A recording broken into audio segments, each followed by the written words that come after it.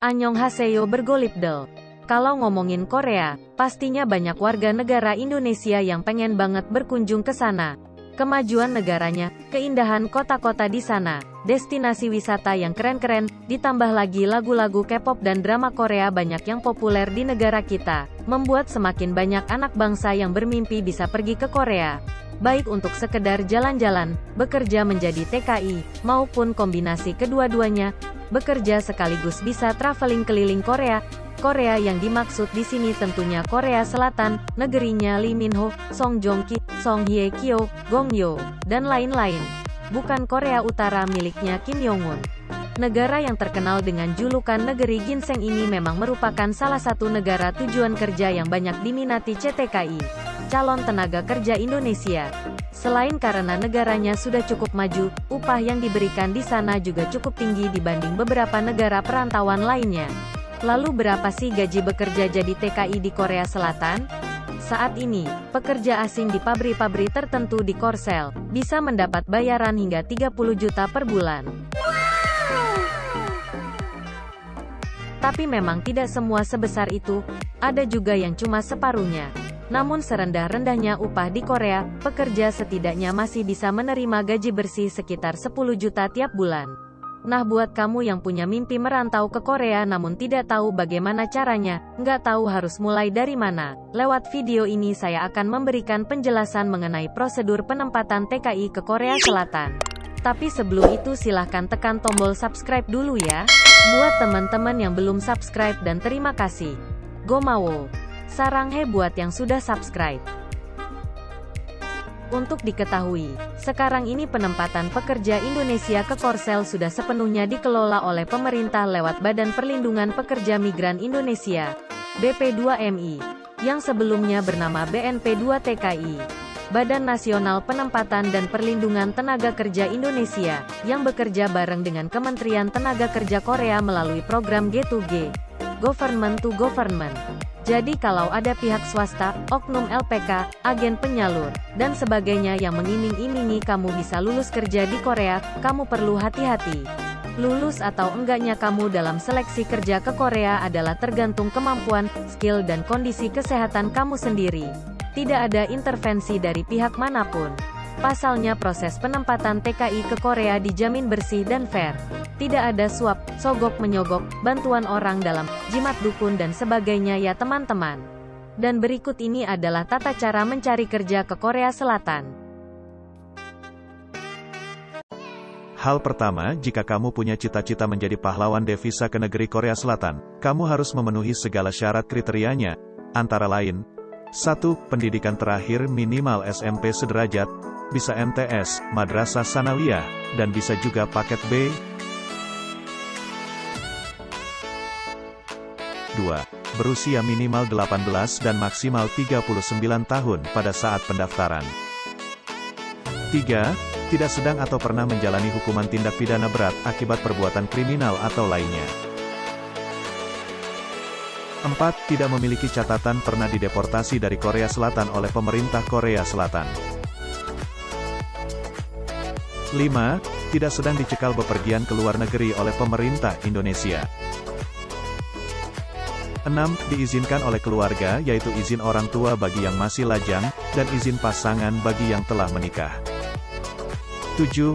Sehat jasmani dan rohani. 8. Tidak buta warna parsial. 9. Tidak sedang mengidap penyakit paru-paru, penyakit hepatitis, dan penyakit kelamin. 10. Tidak cacat jari dan amputasi.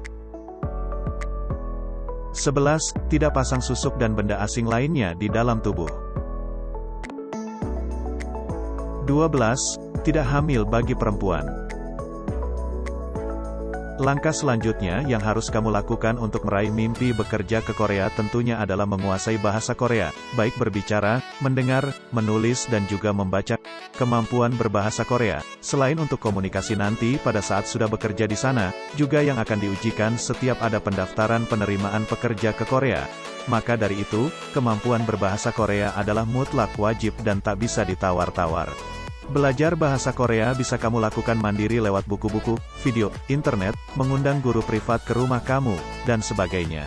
Akan tetapi, kalau kesulitan belajar sendiri, kamu bisa ikut kursus bahasa Korea di LPK, Lembaga Pendidikan dan Keterampilan, yang membuka kelas untuk calon TKI ke Korea. Kelebihannya jika belajar di LPK, kamu bisa mendapatkan ilmu-ilmu lainnya seputar proses bekerja ke Korea. Kamu juga bisa menguji kemampuan bahasa Koreamu dengan teman sekelasmu, sehingga kamu bisa lebih siap saat ikut pendaftaran. Jika kamu berdomisili di Lampung, kamu bisa ikut LPK yang amanah dan teruji kredibilitasnya. Tentu saja Mimin sudah pernah jadi siswa di sana. Untuk informasi lebih lanjut kalian bisa cek di deskripsi video ini ya.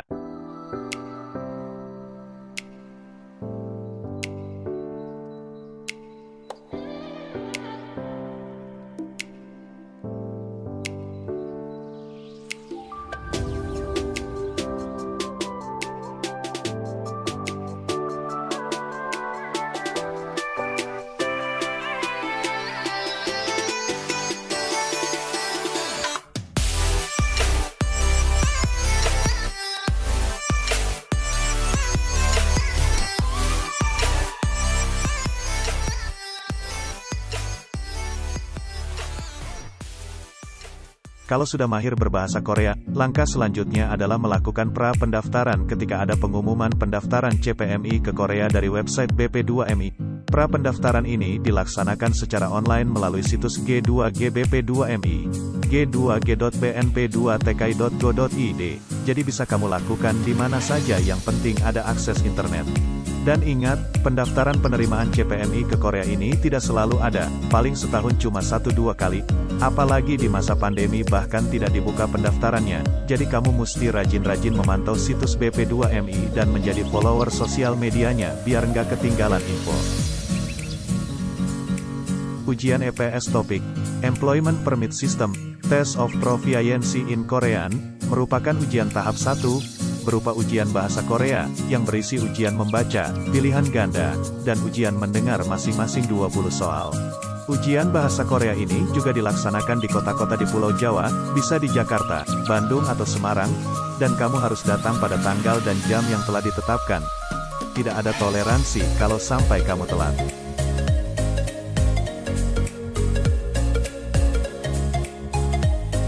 Di seleksi tahap 1 atau ujian EPS Topik biasanya banyak banget peserta yang tidak lulus, lebih dari separuhnya. Nah, kalau kamu beruntung lulus di ujian tahap pertama, kamu berhak mengikuti ujian tahap kedua, yaitu skill test atau tes keterampilan. Tes keterampilan terdiri dari 3 bagian, yaitu tes kekuatan fisik, tes wawancara, dan tes kemampuan dasar. Skill test ini juga dilaksanakan di Pulau Jawa, dan waktunya berbeda dengan ujian bahasa Korea, tidak dalam satu waktu. Jadi buat kamu yang tinggal di luar Jawa, harus siap bolak-balik untuk ikut ujian. Akan tetapi pada ujian di tahun 2021, ujian skill test ditiadakan karena alasan pandemi COVID. Jadi cukup dengan ujian bahasa Korea saja. Bagi kamu yang sukses lulus di kedua ujian tersebut, kamu akan mendapatkan sertifikat digital atau e-sertifikat kelulusan. Tapi lulus ujian EPS Topik dan skill test bukan berarti kamu lulus bekerja di Korea. Kamu harus mengirim lamaran kerja dulu ke HRD Korea. E-sertifikat tersebutlah yang akan kamu gunakan untuk melamar kerja ke Korea atau sering disebut sending data. Sebelum sending data kamu wajib MCU, medical check up, atau tes kesehatan tahap pertama. Pemeriksaan kesehatan tersebut harus kamu lakukan pada rumah sakit atau klinik yang telah ditentukan oleh BP2MI. Nggak boleh di tempat lain ya Sobat Golib. Nantinya data hasil dari medical check-up itu, kamu gunakan untuk mengirim lamaran kerja ke Korea bersamaan dengan e-sertifikat kelulusan dan berkas-berkas yang lain. Membuat akun EPS Topik dengan cara registrasi di situs EPS Korea, eps.go.kr. Akun tersebut nantinya berguna banget untuk memantau perkembangan lamaran kerja kamu. Apakah di-cancel, dikembalikan, kontrak kerja diterbitkan, ditandatangani, CCVI keluar, dan lain-lain. Sending data. Setelah memiliki sertifikat kelulusan dan hasil medical check-up kamu dinyatakan fit to work, kamu sudah bisa sending berkas atau mengajukan lamaran kerja ke Korea. Selain sertifikat dan hasil MCU, untuk sending data kamu juga harus mempersiapkan KTP elektronik, surat izin keluarga, kartu pencari kerja, AK-1, buku tabungan dan akta kelahiran. Lamaran kerja ini dilakukan dengan sistem online di website BP2MI, jadi semua berkas-berkas lamarannya harus kamu scan terlebih dahulu. Nanti berkas-berkas lamaran kerja kamu akan diverifikasi terlebih dahulu oleh BNP2 TKI, untuk selanjutnya dikirimkan ke HRD Korea. Kalau berkas lamaran kamu sudah terkirim dan tidak dikembalikan, itu berarti kamu tinggal menunggu ada majikan pabrik atau perusahaan di Korea yang membutuhkan tenaga kamu untuk dipekerjakan di perusahaannya. Ketika kamu dibutuhkan, maka kamu akan mendapatkan SLC, Standard Labor Contract, atau kontrak kerja. Tahap selanjutnya setelah kamu mendapatkan kontrak kerja atau SLC, kamu akan dipanggil untuk melaksanakan preliminary training selama 6 hari di Jakarta, atau bisa juga di Cirebon atau Semarang. Kegiatan prelim ini berisi pelatihan-pelatihan dan berbagai pelajaran sebagai persiapan saat nanti kamu sudah bekerja dan tinggal di Korea sementara waktu sampai kontrak selesai. Pada saat preliminary education selama 6 hari, juga akan ada pemeriksaan kesehatan tahap kedua. Setelah selesai mengikuti preliminary training, tahap berikutnya ialah menanti CCVI, Confirmation of Certification of Visa Issuance, yang diterbitkan oleh kantor imigrasi Korea sebagai syarat untuk pengajuan visa kerja di Kedutaan Korea Selatan. Kalau CCVI sudah keluar dan visa disetujui, kamu tinggal menunggu panggilan terbang. Terbang ke Korea Selatan. Sebelum diberangkatkan, kamu wajib membayar asuransi BPJS Ketenagakerjaan terlebih dahulu.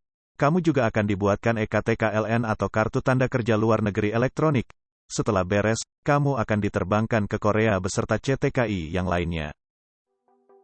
Itulah tadi proses untuk bisa bekerja di Korea. Jika kamu berminat gaskeonlah, tunggu apa lagi? Terima kasih telah mengikuti video ini sampai akhir dan jangan lupa subscribe. See you next time di video-video berikutnya. Bye-bye.